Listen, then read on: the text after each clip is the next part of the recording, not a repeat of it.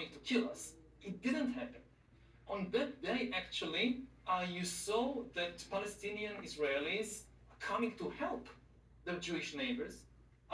Quite a number of Palestinian Israelis were murdered by Hamas while trying to, say, for instance, rescue survivors of the Nova Music Festival and other massacres. There are Palestinian Israelis kidnapped by Hamas to Gaza and held there. And the two most prominent leaders of Palestinian Israeli parties in Israel, Mansour Abbas and Ayman Odeh, both of them, they flatly condemned the massacre. They said this is not the way of the Palestinian people or of Islam. They are still committed to peace. And I think, again, looking at them, they are the group that gives most hope in the region, that yes, there are people who can hold two thoughts at the same time, be Palestinian Israelis, and be in favor of fulfilling the right of the Palestinian people for self-determination without exterminating the state of Israel. So talk to me about that then, because you just said they still face discrimination. They're not fully equal Israeli citizens. Clearly they want that. So how could they play a role in what you seem to think is possible, maybe not right now, but that there must be a way to get to peace, to get out of this trap, as you say? My best advice would be to invite them here and let them state their views and claims. They can do it much better than me. But then they stated many times, quite clearly, their support for some version, of a two-state solution. It's still basically the only game in town. If you recognize that there is an Israeli nation with the right of self-determination and a Palestinian nation with the right of self-determination, so you need to somehow satisfy the rights of both people.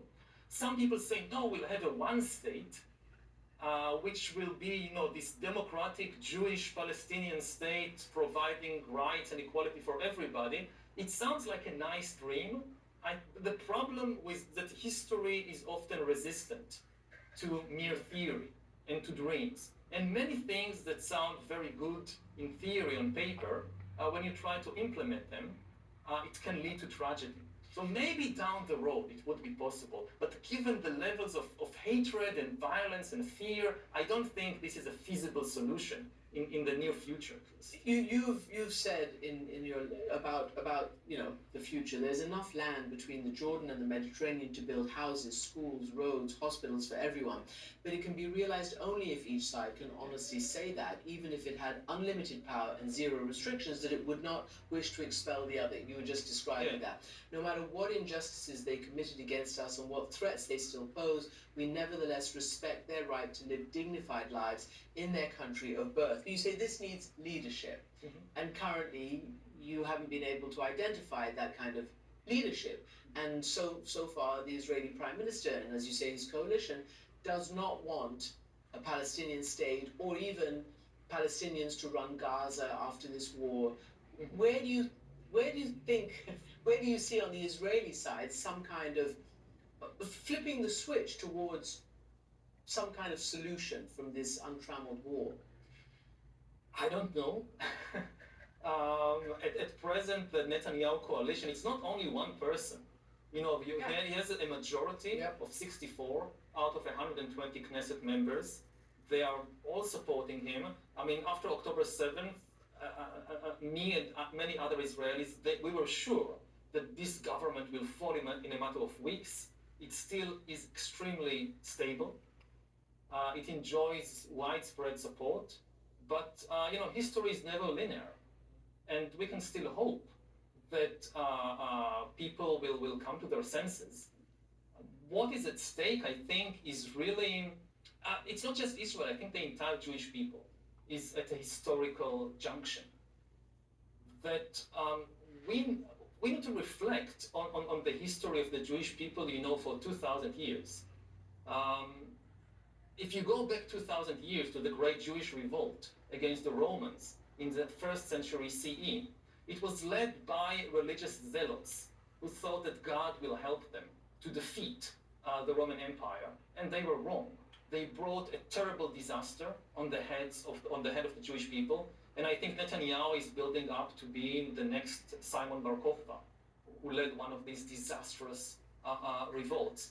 And when the Romans destroyed the Jerusalem and the temple, they changed the nature of Judaism. Judaism then was a religion of, you had the temple and the priests with all the bloody sacrifices, and the Romans destroyed that. And Judaism became a religion of learning. Jews for 2,000 years, they were a religion of learning everywhere they were. And then they built their state, we built our state. And the big question is, what did we learn in 2,000 years? And if you ask Netanyahu and his colleagues like Smotrich and Ben Gvir, we learned only the joy of power, of feeling superior, the dark ecstasy of crushing weaker people under our feet. Now, if this is what we learned in 2,000 years, this was such a waste of time, because we could have just asked the Romans. They could have told us 2,000 years ago how to destroy city and how to enjoy feeling like being superior to others and so forth. And I think that it's a real question that I think Jews should, in Israel and elsewhere, reflect. What did we learn in 2,000 years that the Romans didn't already know? Well, I'm going to reflect on that. Yuval Noah Harari, it's always good to have you. Thank you so much indeed. Thank you.